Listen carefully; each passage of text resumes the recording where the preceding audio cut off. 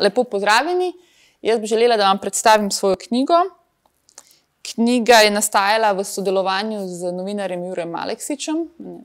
Kakor me že mnogi poznate, jaz nisem človek, ki bi znal pisati. Moje govorne sposobnosti so že z malega rojstva.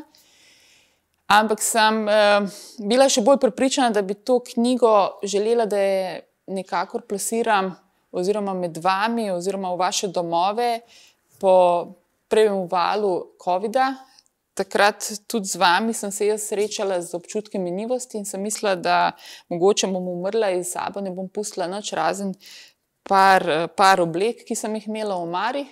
In potem sem bila še bolj zavzeta, da bi vse to, kar ste mi vi povedali v zadnjih 20 letih, ne samo v Sloveniji, ampak v mnogih državah, kjer sem živela, vse te vaše izkušnje, vse te vaši dvomi oziroma notranje stiske, da bi jih napisala v knjigi in vam podarila za darilo, kao zahvalo, ki ste me toplo sprejeli v vaše domove v zadnjih 11 letih, ne samo v Ljubljani, kjer živim, ampak praktično po celotni Sloveniji, kjer sem naredila številna predavanja in bila toplo sprejeta s strani vseh vas.